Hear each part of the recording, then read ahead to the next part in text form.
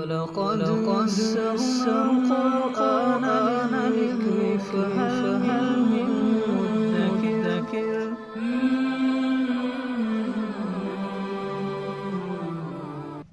آیت نمبر 13 اعوذ باللہ من الشیطان الرجیم بسم اللہ الرحمن الرحیم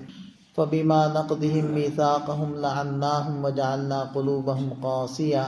يحرفون الكلم عن مواضعه ونسوا حظا مما ذكروا به ولا تزال تطلع على خائنة منهم إلا قليلا منهم فاعف عنهم واصفح إن الله يحب المحسنين۔ اور ان کی بدعہدی ہی تو تھی کہ جس کی وجہ سے ہم نے ان کو اپنی رحمت سے دور کر دیا اور ان کے دلوں کو سخت کر دیا۔ یہ یہودیوں کے بارے میں بیان آ رہا ہے کہ یہودیوں نے بدعہدی کی، جو اللہ تعالیٰ سے عہد کیا تھا اس کے احکامات کو بجا لانے کا، اس کو پامال کیا، تو اس کی وجہ سے لعناہم، ہم نے ان پر لعنت کی، یعنی اپنی رحمت سے اور اسباب رحمت سے دور کر دی۔ اس کا اثر یہ تھا، یعنی رحمت سے دور ہونے کا، کہ ہم نے ان کے دلوں کو سخت کر دیا، دل سخت ہو گئے۔ وہ تو رحمت ہے رب کی، اس کی قربت ہے جس کی وجہ سے انسان کا دل نرم رہتا ہے اور اس کے اندر خیر کی رغبت ہوتی ہے۔ یہ مفہوم قرآن کریم میں ان الفاظ میں بیان کیا گیا ہے کہ کلا بل ران علی قلوبہم، کہ ان کی بدعملیوں نے ان کے دلوں کے اوپر زنگ چڑھا دیا۔ جیسے کہ آپ علیہ السلام نے ارشاد فرمایا کہ جب کوئی بندہ گناہ کرتا ہے تو اس کے دل کے اوپر ایک سیاہ نقطہ لگ جاتا ہے۔ اب جیسے سفید کپڑے پر لگا ہوا داغ محسوس ہوتا ہے، اسی طرح وہ سیاہ نقطہ بھی اس مومن کو محسوس ہوتا ہے، چبھتا رہتا ہے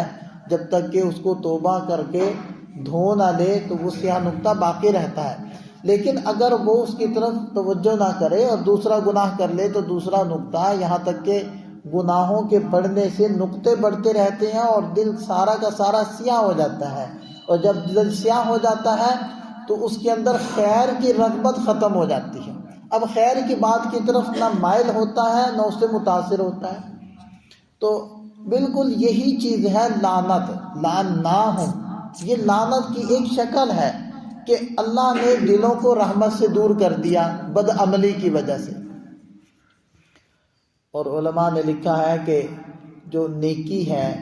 فرما برداری ہے، اس کا اثر یہ ہے کہ دوسری نیکی کی توفیق انسان کو ملتی ہے،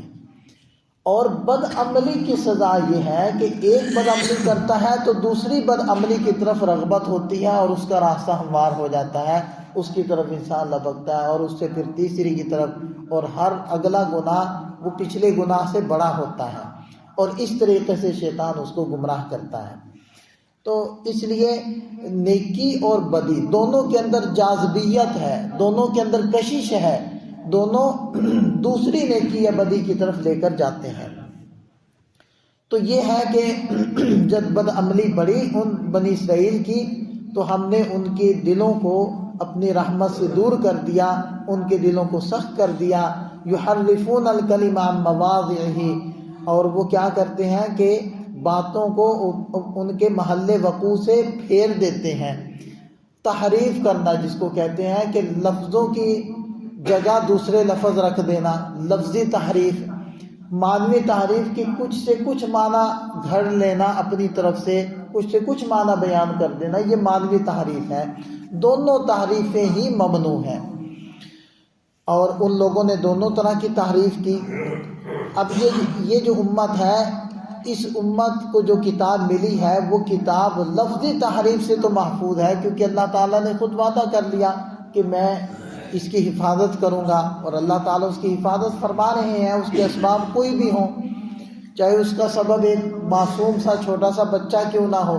کہ اللہ تعالیٰ اس کے سینے میں پورا قرآن محفوظ کر دیتے ہیں اور اس کی زبان کے اوپر اس کی تلاوت کروا دیتے ہیں، اور وہ اگر پیچھے کھڑا ہو اور آگے امام کھڑا ہو اور وہ قرآن پڑھ رہا ہو، بھلے وہ اس کا پیچھے کھڑے ہونے والا بیٹا ہو یا اس کا شاگرد ہو اور اس سے عمر میں بہت چھوٹا ہو، لیکن وہ غلط نہیں پڑھنے دے گا، وہ چھوٹا بچہ بھی اس کو۔ یہ ایک اللہ تعالیٰ کا تکوینی نظام ہے کہ اللہ تعالیٰ نے قرآن کی حفاظت کر دی، لیکن بعض لوگ باز نہیں آتے، وہ مانوی تحریف سے مانا کچھ سے کچھ کریں گے، باتوں کو کہیں سے کہیں لے جانے کی کوشش کریں گے، لیکن ایک علماء حق کا گروہ موجود رہے گا کہ جو اس مانوی تحریف سے بھی لوگوں کو آگاہ کرتا رہے گا اور صحیح مفہوم کو بیان کرتا رہے گا۔ اور ایک آسان سا ضابطہ ہے کہ جو قرآن کریم کی تشریح نبی پاک صلی اللہ علیہ وسلم نے اور حضرات صحابہ کرام نے کی ہے، بس اس کو مانو، اس کو سامنے رکھو، اپنی طرف سے تفسیریں مت گھڑو، اور کوئی اپنی طرف سے تفسیریں گھڑتا ہے تو اس کی طرف توجہ نہ دو، کیونکہ اگر حضرات صحابہ کرام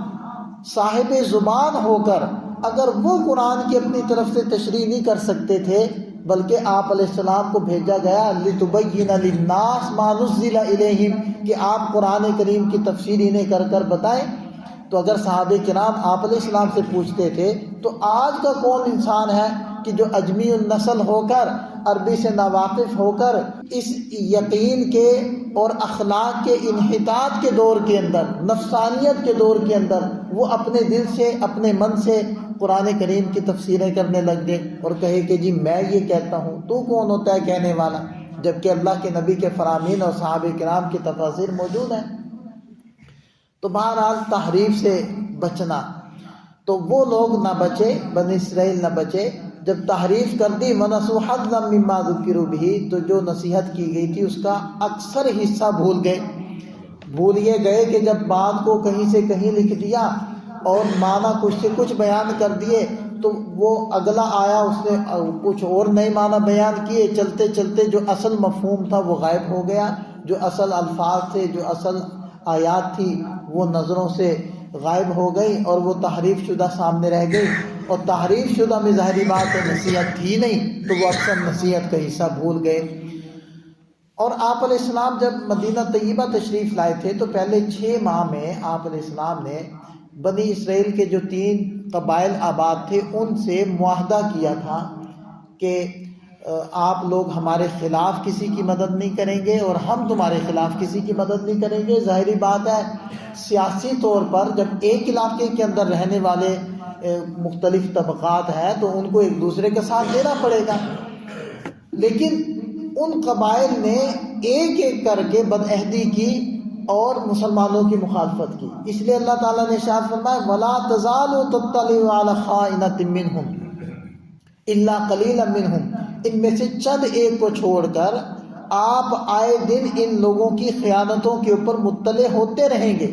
آپ کے سامنے ان کی خیانتیں خباثتیں کھل کھل کر سامنے آتی رہیں گی، لیکن اس کا یہ مطلب نہیں کہ اب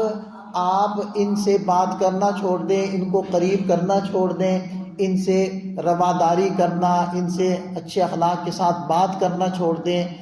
نہیں، بلکہ فاعف عنہم واصفح، آپ ان سے درگزر کیجئے، ان کو معاف کر دیجئے، یعنی اجتماعی طور پر ان کو سزا نہ دیجئے اور ان سے اپنے اچھے اخلاق کو برقرار رکھیے۔ اگر ان کے اخلاق بگڑ گئے ہیں اور انہوں نے اپنے مزاج کو بگاڑ لیا اور خود خیانت کے اندر مبتلا ہو گئے تو اس کا یہ مطلب نہیں ہے کہ آپ بھی ان کے ساتھ لگ کر اپنے اخلاق بگاڑ لیں، یعنی ایک بگڑے ہوئے انسان سے آپ بھی اسی طرح بد مزاجی کے ساتھ بات کریں، یعنی ان کے اخلاق تو بگڑے سو بگڑے، آپ اپنے اخلاق نہ بگاڑیں، آپ اپنے کو ٹھیک رکھیں۔ اور دیکھیں کہ ایک اس کا فائدہ تو یہ ہوتا ہے کہ جب آپ اچھے اخلاق سے کسی کے ساتھ بات چیت کرتے ہیں تو امید ہے کہ کبھی نہ کبھی وہ راہ راست کی طرف آ جائے گا، یہ چلو کم سے کم اتنا تو ہوگا نا کہ آپ کے اخلاق تو محفوظ رہیں گے، کسی کی بد کلامی کی وجہ سے آپ تو بد کلام نہ بنیں، آپ چھوڑ دیں اس کو۔ ان اللہ یحب المحسنین، اللہ تعالیٰ احسان کرنے والوں کو پسند فرماتے ہیں۔ تو اس آیت مبارکہ میں یہود کی خباثتوں کو اللہ تعالیٰ نے بیان فرمایا، اس اگلی آیت میں نصارہ یعنی عیسائیوں کی خباثتوں کو فرمائے وَمِنَ الَّذِينَ قَالُوا إِنَّا نَصَارَىٰ، جن لوگوں نے کہا کہ ہم نصارہ ہیں، أَخَذْنَا مِيثَاقَهُمْ، ہم نے ان سے بھی وعدہ لیا تھا کہ ہمارے احکام کو مانو گے، اور اس وعدے کے اندر آپ علیہ السلام کے اوپر ایمان لانا بھی شامل ہے، لیکن فَنَسُوا حَظًّا مِّمَّا ذُكِّرُوا بِهِ، جو ان کو نصیحت کی گئی تھی اس کا بڑا حصہ یہ بھی بھول گئے، انہوں نے بھی تعریف کی اور بڑا حصہ بھلا دیا۔ فَأَغْرَيْنَا بَيْنَهُمُ الْعَدَاوَةَ وَالْبَغْضَاءَ إِلَى يَوْمِ الْقِيَامَةِ، تو ہم نے ان کے درمیان قیامت تک عداوت اور بغض کو ڈال دیا۔ ایک تو یہود اور نصارہ کی بھی آپس میں عداوت ہے۔ اب بظاہر ہمارے زمانے کے اندر وہ باہم شیر و شکر نظر آ رہے ہیں اپنے سیاسی مفادات کی وجہ سے، ورنہ آپ تاریخ کا مطالعہ کریں تو 1900 سال 1900 سال ان لوگوں کی آپس میں جنگیں چلی ہیں اور قتل و قتال ہوا ہے۔ اور جو نصارہ ہیں ان کے بھی آپس کے اندر بغض و عناد ہے، کیونکہ ان کے جو 3 قبائل ہیں، 3 مذاہب کہہ لیں آپ، ان کے اندر عقیدوں کا اتنا بڑا فرق ہے کہ وہ کبھی بھی آپس میں اکٹھے نہیں ہو سکتے۔ مثلا ایک جو ان کا فستوریہ یا فستوریہ ایک مذہب ہے، ان کا عقیدہ یہ ہے کہ حضرت عیسیٰ علیہ السلام اللہ تعالیٰ کے بیٹے ہیں، نعوذ باللہ۔ اور دوسرا ان کا مذہب ہے وہ ہے یعقوبیہ، ان کا مذہب یہ ہے کہ حضرت عیسیٰ علیہ السلام اور اللہ تعالیٰ متحد ہے، یعنی کہ ایک ہی ذات ہے، یعنی حضرت عیسیٰ علیہ السلام وہ اللہ ہی تھے جو حضرت عیسیٰ علیہ السلام کی شکل میں نمودار ہوئے تھے، نعوذ باللہ۔ اور تیسرا ان کا فرقہ یا مذہب وہ ملکائیہ یہ کہتے ہیں کہ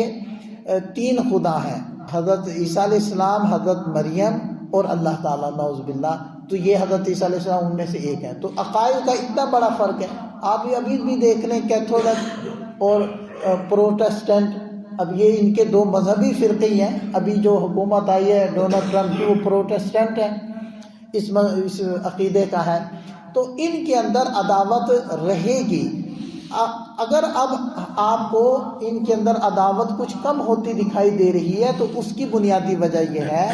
کہ اس وقت عیسائیت پر بھی باقی نہیں رہے بلکہ دہریے ہو چکے ہیں، اکثر عیسائی دہری ہیں۔ یہ جو قرآن بیان کر رہا ہے عداوت، وہ ان کے مذہبی فرقوں کی ہے، تو وہ مذہبی فرقے ہوں گے تو ان کے اندر عداوت ہوگی۔ جب وہ مذہب کو ہی چھوڑ گئے، عیسائیت کو ہی چھوڑ گئے، تو پھر تو مسئلہ ہی ختم ہوگی۔ باقی اب آپ کے ذہن میں آئے گا کہ یہ اختلاف تو مسلمانوں میں بھی ہے، تو یہ ذہن میں رکھیں کہ مسلمانوں میں جو اختلاف ہے وہ فروعی ہیں، وہ مسلکی ہیں، وہ بنیادی نہیں ہیں، اصولی نہیں ہیں۔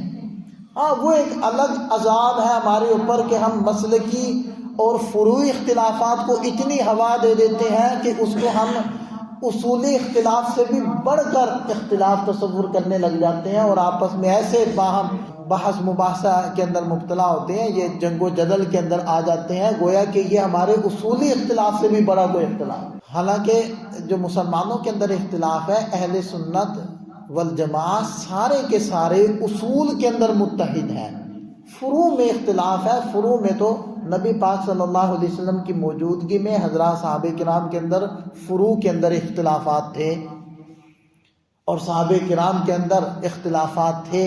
اور بعد کے اندر ساری امت میں فروعی اختلافات چلتے چلے آ رہے ہیں، جیسے کہ بعض چیزوں کی طرف میں اشارہ بھی کرتا رہتا ہوں۔ تو فروعی اختلافات کو اس کی حد میں، اس کے درجے میں اور مرتبے میں رکھنا چاہیے، اور اصولی چیزوں کو دیکھنا چاہیے کہ اصول کے اندر سب متحد ہیں تو بس سب ایک ہیں۔ لیکن جو عیسائیوں کے اختلاف کی اللہ تعالیٰ نے بات کی ہے، قرآن نے بات کی ہے، وہ اصول کے اندر اختلاف ہے۔ اب آپ دیکھیں کہ ایک فرقہ کہتا ہے کہ حضرت عیسیٰ علیہ السلام اللہ کے بیٹے ہیں، دوسرا کہہ رہا ہے کہ نہیں اللہ ہی ہیں، تیسرا کہتا ہے کہ نہیں خدا ہی 3 ہیں، ان میں سے ایک حضرت عیسیٰ علیہ السلام ہے۔ تو یہ ہے اصول کا اختلاف۔ تو اہل سنت میں اصول کا کوئی اختلاف نہیں ہے، اور جن لوگوں نے اصول کا اختلاف کیا ہے وہ جمہور میں نہیں ہے، وہ میجورٹی میں نہیں ہے، منورٹی کے اندر ہے، وہ قلیل ہیں، اور قلیل کا اعتبار نہیں ہوتا۔ اور ارشاد فرمایا وَسَوْفَ يُنَبِّئُهُمُ اللَّهُ بِمَا كَانُوا يَصْنَعُونَ، اور جو کچھ یہ کرتے رہیں گے اللہ تعالیٰ آپ کو ان چیزوں سے خبردار کرتے رہیں گے۔ اللہ تعالیٰ ہمیں سمجھ عطا فرمائے، عمل کی توفیق عطا فرمائے۔